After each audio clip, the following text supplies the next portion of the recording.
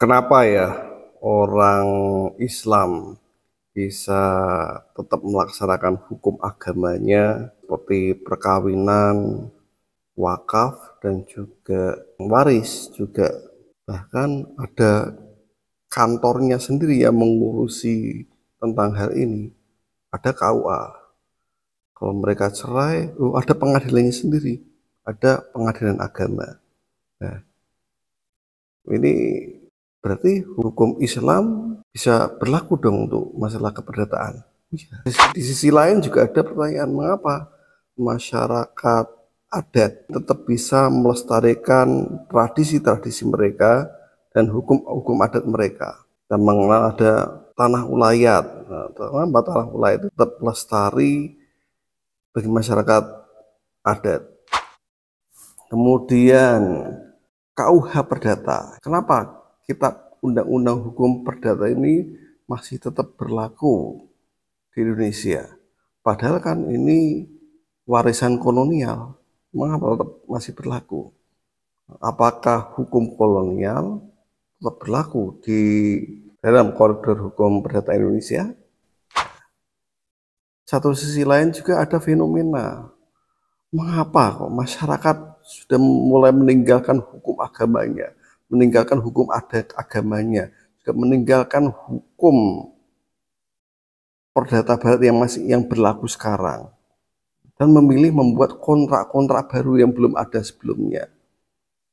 Ya, seperti membuat perjanjian kredit, perjanjian fidusia, perjanjian waralaba, dan seterusnya.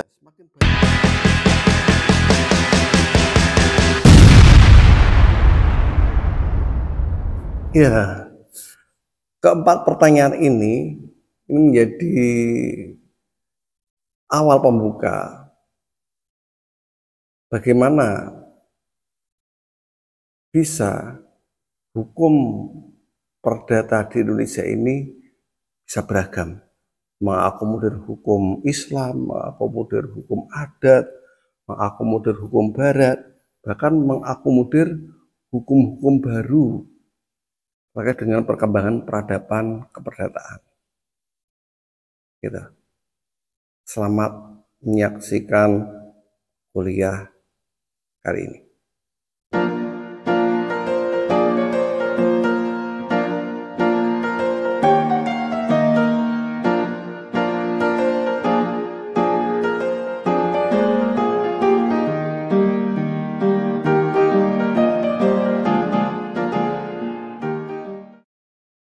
Alhamdulillah, Assalamualaikum warahmatullahi wabarakatuh. Kita ketemu kembali di mata kuliah Hukum Perdata. Hari ini kita mau membicarakan mengapa hukum perdata di Indonesia itu plural. Plural bisa juga dimaknai dengan bineka atau bermacam-macam. Mengapa hukum perdata di Indonesia ini bermacam-macam? Sebenarnya kalau ngomongin tentang kebinekaan, ini tidak hanya terbatas pada hukum perdata saja ya, melainkan dalam masyarakat adat misalnya ada juga hukum pidana, hukum jual beli, hukum tanah, dan seterusnya. Ini masyarakat adat tidak membedakan, tidak mendikotomikan antara hukum publik sama hukum privat. Jadi pembedaan antara hukum privat dan hukum publik hanya dikenal dalam peradaban hukum barat. Hukum Islam juga tadinya tidak ada pembedaan ini. Hukum Islam juga semuanya hukum hukum Islam. Meskipun ada pembagian ya, ada fikih jinayah, ada fikih muamalah dan seterusnya. Namun pembedaan antara privat dan publik, hukum privat yang untuk kemasyarakatan, untuk umum, dan yang itu yang publik, yang privat terkait dengan masyarakat, antara person to person atau business to business, ini diatur dalam hukum privat. Dan satu-satunya hukum privat di Indonesia ini diatur dalam pembagian hukum perdata. Nah, kembali ke pluralnya atau bermacam-macamnya hukum perdata di Indonesia, di mana di Indonesia ini berlaku banyak hukum, hukumnya bermacam-macam. Dalam satu negara bisa diberlakukan hukum yang bermacam-macam. Kenapa tidak menganut unifikasi hukum atau hukum yang seragam? Ya, hari ini bisa dikarenakan saya mencatat ada 4 sebab mengapa hukum perdata di Indonesia ini bermacam-macam.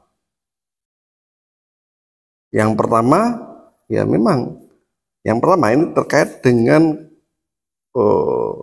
kondisi masyarakat Indonesia yang aslinya memang plural, dari berbagai macam suku, bangsa, agama, bahasa, dan adat yang mereka gunakan ini bermacam-macam, berbineka-bineka.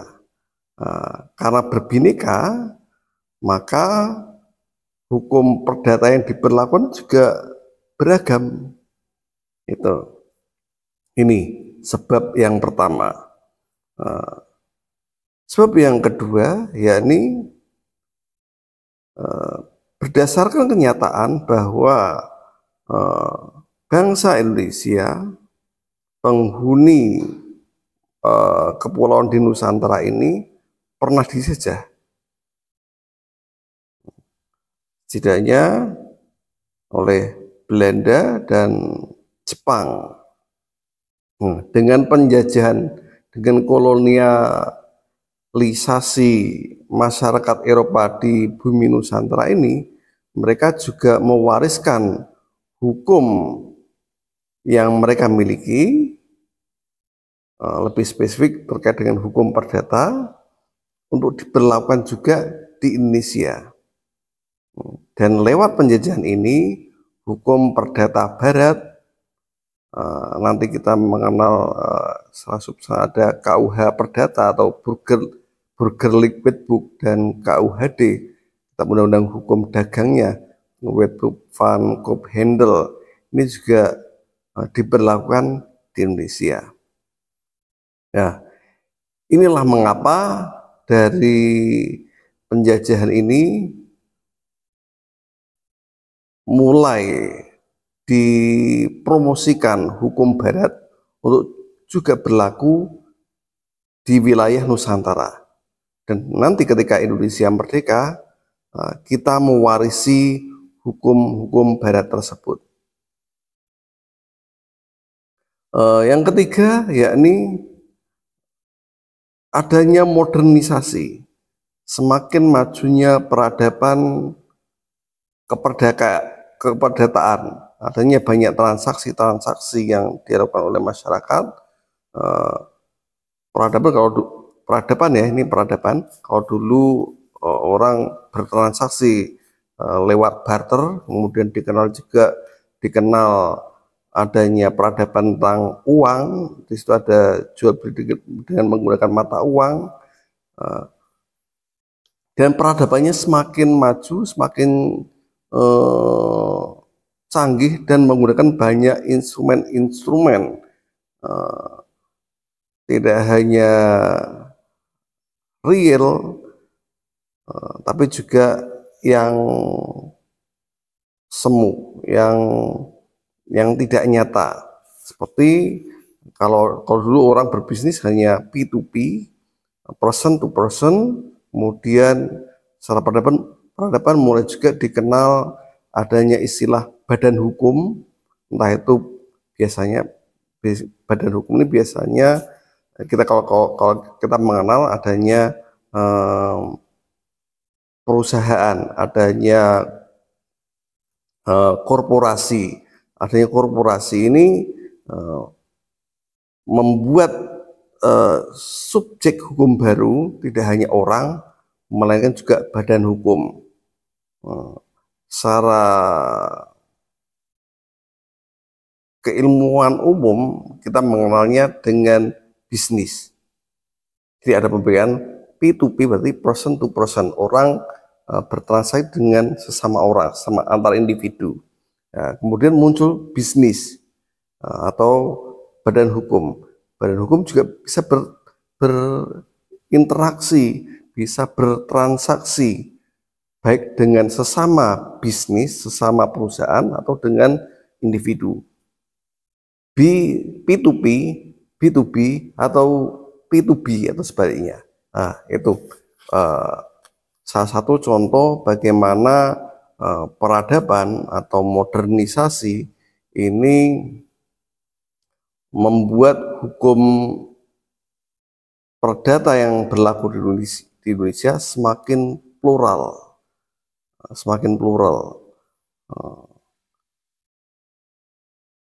Kemudian yang keempat, yang terakhir, ini terkait dengan globalisasi, bahwa masyarakat tidak hanya berinteraksi dan bertransaksi antar local community, tapi juga antar pulau, antar negara, dan keberadaan transaksi dan interaksi seperti ini mengalami fenomena globalisasi, di mana batas-batas kenegaraan ini semakin hari, meskipun masih ya, semakin batasannya semakin memudar. Ada perimbangannya ya. Nanti globalisasi nantinya juga akan berdapat dengan nasionalisasi. Nasional sama global, kepentingan mana yang paling dominan di antara keduanya? Ini ada hubungan tarik-menarik antara nasional, kepentingan nasional, kita bisa mengatakan itu kepentingan nasional dengan kepentingan global. Keberadaan perusahaan juga semakin besar sebuah perusahaan juga akan menggunakan jejaring internasionalnya. Mereka tidak hanya ingin berkembang di satu negara saja, dibatasi oleh satu negara saja. Mereka juga akan menyebar, melakukan penetrasi pasar ke negara-negara yang lain. Nah, ini berbagai faktor yang menyebabkan bagaimana hukum perdata di Indonesia ini semakin plural. Kalau tadi di awal dengan adanya pluralnya masyarakat, beragamnya masyarakat, dari masyarakat adat dan juga masyarakat berdasarkan agama, mereka akan mengelompok pada keinginan untuk agar hukum adat ini menjadi acuan bagi masyarakat adat mereka. Demikian juga dengan masyarakat berdasarkan agama, mereka ingin menggunakan hukum agama sebagai panduan dalam tata kehidupan mereka. Nah, di sini kita batasi terkait dengan masalah hukum perdata. Nah, hukum perdata masyarakat akan bermacam-macam berdasarkan adatnya dan berdasarkan agama.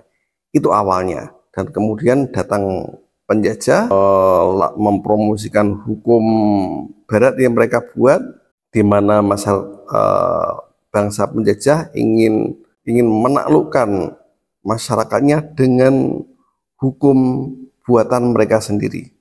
Nah, ini kedaulatan hukum penjajah dipaksakan pada masyarakat yang dijajah.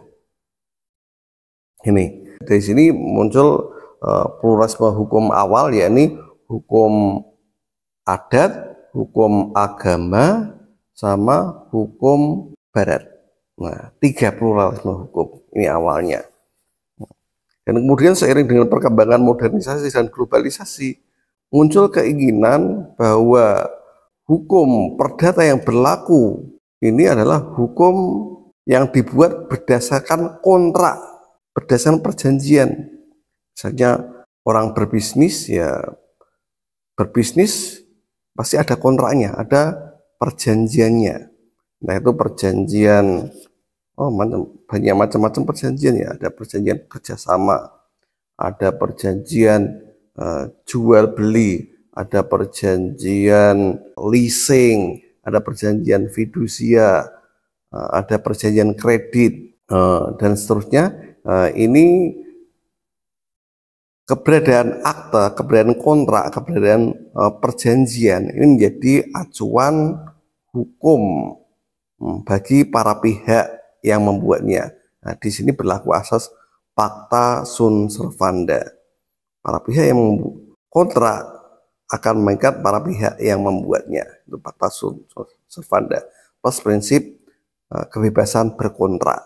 Nah, inilah yang menjadikan bagaimana hukum perdata di Indonesia ini beragam. Nah, keberagaman ini sebenarnya keberagaman hukum perdata secara substantif atau secara material. Namun keberadaan hukum perdata secara substantif ini, secara material ini, perlu adanya dasar hukum.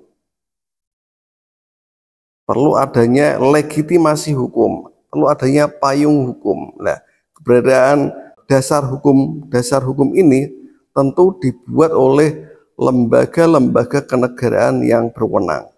Oleh karena itu nanti pluralisme hukum perdata materi ini harus didukung dengan hukum formilnya, termasuk di dalamnya adalah regulasi-regulasi yang dibuatnya. Ya. Kalau tadi substantif tidak terbatas, kita melihatnya dari sisi keberlakuannya di masyarakat. Tapi kalau secara formil kita harus melihat dari sisi keberlakuannya secara hukum positif, baik itu regulasi maupun jurisprudensi. Ya, dalam hal ini keberadaan hukum perdata formil ini bisa kita track baik dari secara timeline ya, secara kesejarahan waktu keberlakuannya, yakni pada masa kita bisa bagi dari sisi eranya ya, era penjajahan, era kemerdekaan. Bisa dibagi 2 hal ini, era penjajahan sama era pasca kemerdekaan. Pada masa penjajahan sebenarnya ada 2, misalnya penjajahan Belanda dan penjajahan Jepang. Tapi di sini yang dominan adalah penjajahan Belanda. Kenapa? Pada masa penjajahan Jepang, waktu berkuasa Jepang relatif singkat, dan singkatnya penjajahan Jepang ini tidak memungkinkan untuk membentuk hukum yang baru. Otomatis untuk sebagai efektivitas kekuasaan ya, ketika rezim yang mulai berkuasa, mereka tidak langsung membuat hukum yang baru, tapi cukup hanya dengan memberlakukan hukum yang berlaku sebelumnya. Jepang berkuasa, ketika berkuasa secara efektif, secara efisien, dia memberlakukan hukum perdata yang berlaku di masa Hindia Belanda. KUH Perdata, Burgerlijk Wetboek van Compagnie atau KUHD Dagang, ini juga berlaku pada masa Jepang. Nah, demikian juga ketika Indonesia merdeka, regulasi-regulasi buatan kolonial Belanda ini masih tetap diberlakukan ketika Indonesia merdeka. Mengapa hal ini tetap diberlakukan? Ya, bukankah dengan berlakunya hukum kolonial ini bangsa Indonesia masih tetap terjajah. Oh, enggak gitu. Nah, ini memakai alasan hukum yang logis. Alasan hukum logisnya apa? Supaya tidak ada kekosongan hukum. Inilah. Supaya tidak ada kekosongan hukum. Nah, supaya tidak ada kekosongan hukum, caranya apa? Dengan memberlakukan hukum lama yang berlaku sebelumnya. Itu caranya. Ketika Indonesia merdeka pun ada di pasal 2 aturan peralihan Undang-Undang Dasar 1945, di mana hukum yang berlaku sebelumnya diberlakukan kembali ketika Indonesia merdeka. Itu dasar hukumnya. Pasal 2 aturan peralihan. Ketika amandemen era pasca reformasi, kemudian pasal 2 aturan peralihan ini dirubah menjadi pasal 1 aturan peralihan juga. Begitu. Kemudian secara isi substantif, ini lebih ke konten dari hukum formil yang berlaku ya. Ketika masa Hindia Belanda diberlakukan regulasi, baik regulasi yang sifatnya konstitutif maupun regulasi yang sifatnya material. Yang konstitutif ya berarti apa? Regulasi yang konstitusi, seperti halnya Undang-Undang Dasar. Pada masa pemerintahan Hindia Belanda yang berlaku adalah AB atau Algemene Bepalingen. Ini regulasi yang dibuat oleh Raja Belanda atau Gubernur Jenderal Hindia Belanda. Ini Algemene Bepalingen. Pada saat yang bersamaan juga diberlakukan Burgerlijk Wetboek atau BW, juga Wetboek van Koophandel-nya, WVK Koophandel atau Kitab Undang-Undang Hukum Dagang. Juga berlaku apa? IS, Indische Staatregeling. Ya, regulasi-regulasi ini kalau ada AB sama IS ya, Algemene Bepalingen sama Indische Staatregeling, ini regulasi-regulasi yang sifatnya konstitutif. Yang regulasi materialnya itu BW dan Wetboek van Koophandel. Nah, ini yang menjadi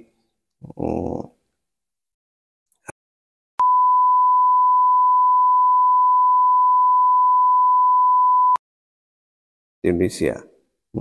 Ya secara formil ini berarti apa? Berlaku hukum barat. Pada masa pemerintahan Hindia Belanda ini yang pembedaan hukum yang berlaku ini hanya 2. Hukum formil yang diberlakukan oleh pemerintah Hindia Belanda ada 2, yakni hukum barat dan hukum adat. Terus hukum berdasarkan agamanya bagaimana? Hukum berdasarkan agama didiskriminasi oleh pemerintah kolonial. Mereka dihadapkan pada 2 pilihan antara memberlakukan hukum agama dengan hukum adat. Para ahli antropolog Belanda menteoriskan hal itu seperti teori resepsi inkompleks-nya Van den Berg, penerimaan hukum secara utuh. Masyarakat itu menerima hukum agama diterima secara utuh oleh masyarakat adat. Nah, berarti karena diterima secara utuh, maka tidak ada pembedaan antara hukum agama dengan hukum adat. Nah, teori ini menjadi dasar kalau pemerintah Hindia Belanda ingin memberlakukan hukum agama. Tetapi pilihan pemerintah Hindia Belanda kelihatannya bukan teorinya Van den Berg dan Solomon Keiser kalau nggak salah. Nah, tapi pakai teori lanjutan dari teorinya Van den Berg, yakni teori resepsi saja.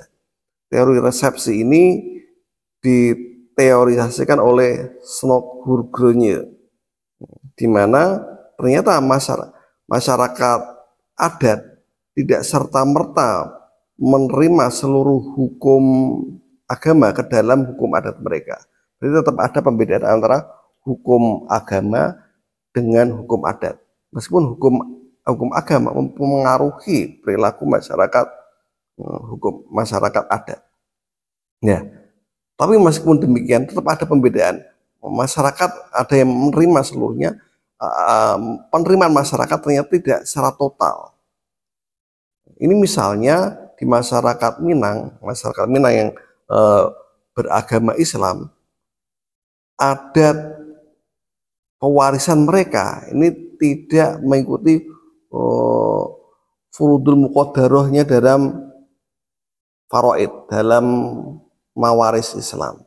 Nah, ini contoh bagaimana ternyata teori resepsinya Slok Gurgronya ini akhirnya menjadi acuan bagi pemerintah Hindia Belanda untuk mempromosikan, untuk lebih mengedepankan hukum adat daripada hukum agama yang berlaku. Ini. Kemudian setelah Indonesia merdeka, nanti juga ada pembedaan antara hukum pada masa awal kemerdekaan atau Orde Lama, atau juga pada masa pemerintahan itu Orde Lama itu oleh Insinyur Soekarno, presiden pertama kita, kemudian periode kedua oleh Orde Baru oleh Presiden Soeharto, dan kemudian dilanjutkan era pasca reformasi. Untuk pembagiannya 3 setelah Indonesia merdeka. Nah, pada masa Orde Lama atau pemerintahan Insinyur Soekarno ada regulasi-regulasi keperdataan yang pernah dihasilkan. Yang paling menonjol yakni Undang-Undang Pokok Agraria UPA nomor 5 tahun 1960. Undang UPA ini merupakan regulasi yang breakthrough terobosan hukum. Karena kenapa dikatakan terobosan hukum di dunia agraria, dunia pertanahan? Karena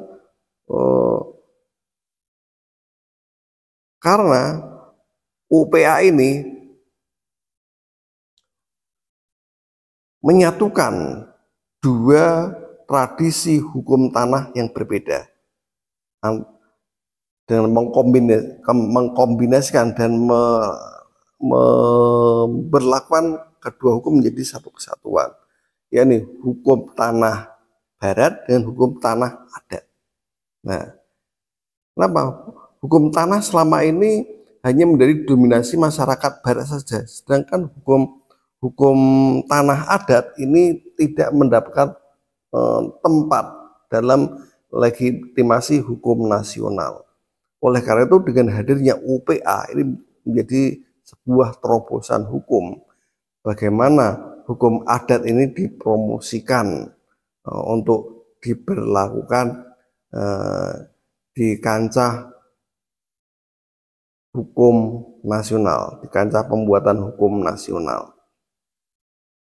Nah, pertanahan misalnya hak ulayat. Hak ulayat ini adalah hak yang komunal, hak komunal masyarakat, hak masyarakat bersama. Kita mengenal tanah tadinya pada masa Hindia Belanda, kepemilikan tanah ini hanya bisa dimiliki secara individu saja. Sedangkan pada masyarakat adat, konsep kepemilikan tanah tidak hanya secara individu, tapi juga ada kepemilikan secara komunal.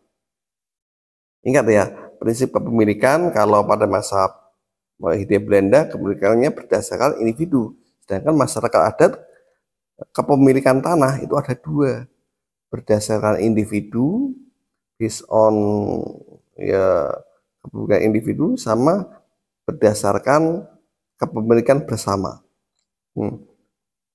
Kepemilikan tanah secara bersama ini dikenal dengan istilah hak ulayat atau tanah ulayat. Kalau kita mendengar tanah ulayat atau tanah adat, ini berarti adalah tanah tersebut adalah kepemilikan bersama masyarakat tersebut. Kalau di Jawa misalnya, ya sebenarnya yang menjadi ulayat ini adalah tanah desa. Tanah desa itu adalah tanah ulayat, kepemilikan bersama masyarakat desa. Itu. Itu pada masa pemerintahan Orde Lama. Kemudian pada masa Orde Baru, pada masa Orde Baru ini sebaliknya, mengingat perkembangan selanjutnya dari teori-teori penerimaan hukum Islam ke hukum adat ya, muncul teori di kalangan akademis, di kalangan akademis juga muncul eh, muncul lanjutan yang merupakan lanjutannya ini merupakan eh, merupakan pemikiran kontra dari teori resepsinya Snok-Hurgronje.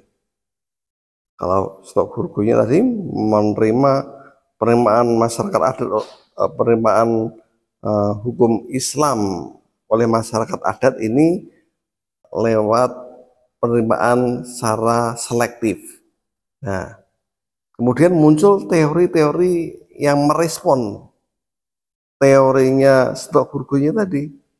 Ya, ini kebalikan teori resepsi contrario, ya, ini penerimaan terbalik. Ternyata masyarakat tidak semua hukum agama diterima oleh umat Islam misalnya. Karena ada hukum adat yang diterima, al-adah al-muhakamah itu ya, itu hanya terbatas hukum adat yang diperbolehkan hadir dalam konteks hukum Islam. Nah ini ingin menunjukkan bagaimana dominan hukum Islam daripada hukum adat.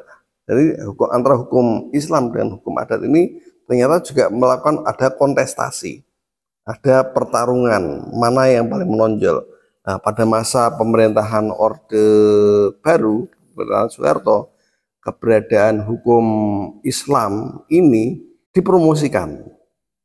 Ya, ini terbukti dengan hadirnya Inpres nomor 1 tahun 1991. Inpres ini berisi tentang kompilasi hukum Islam yang isinya regulasi-regulasi terkait dengan perkawinan, pewarisan, dan wakaf, khusus untuk orang Islam. Nah, lahirnya Inpres ini tentu di luar struktur dari tatanan regulasinya sudah ada. Kalau kita lihat tatanan regulasi ya apa? Adanya apa? Setelah Undang-Undang Dasar adanya TAP MPR boleh. Kemudian ada undang-undang. Setelah undang-undang dibuat PP sebagai regulasi turunannya. Regulasi turunannya itu undang-undang, PP atau peraturan pemerintah, kemudian Perpres atau Kepres, kemudian Permen, peraturan menteri, dan seterusnya. Nah, kemudian Inpres, nah Inpres kan namanya instruksi presiden. Ini tidak ada dalam nomenklatur regulasi. Nah itu secara pembentukan regulasi keberadaan Inpres ini sebenarnya mungkin bisa dipertanyakan keabsahannya. Tapi yang jelas Inpres ini dijadikan sebagai patokan bagi hakim ketika mereka menyelesaikan perkara.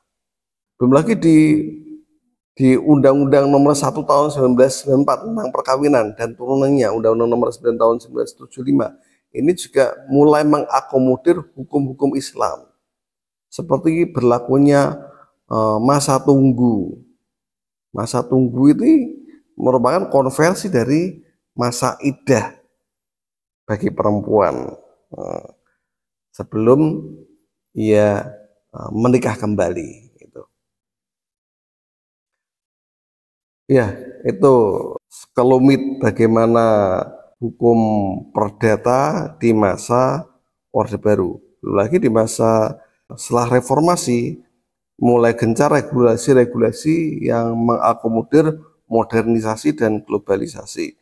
Seperti, oh iya, setelah KHI, setelah reformasi juga muncul KHS, Kitab Hukum Ekonomi Syariah. Ini juga memberi ruang bagi berkembangnya hukum Islam di Indonesia.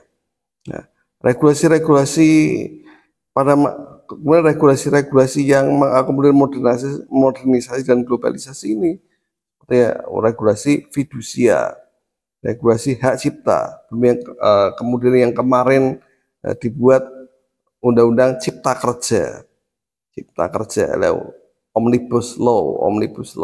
Nah, omnibus law cipta kerja ini juga mengakomodir bagaimana peradaban keperdataan yang berkembang di masyarakat ini diberlakukan juga di Indonesia. Mungkin kita cukupkan sampai hari ini. Ini untuk memperlihatkan pada kita bagaimana hukum perdata yang plural ini berkembang di Indonesia. Mengapa hukum perdata plural? Ya, tadi adalah jawabannya. Terima kasih. Semoga bermanfaat. Kita ketemu di lain kesempatan. Assalamualaikum warahmatullahi wabarakatuh.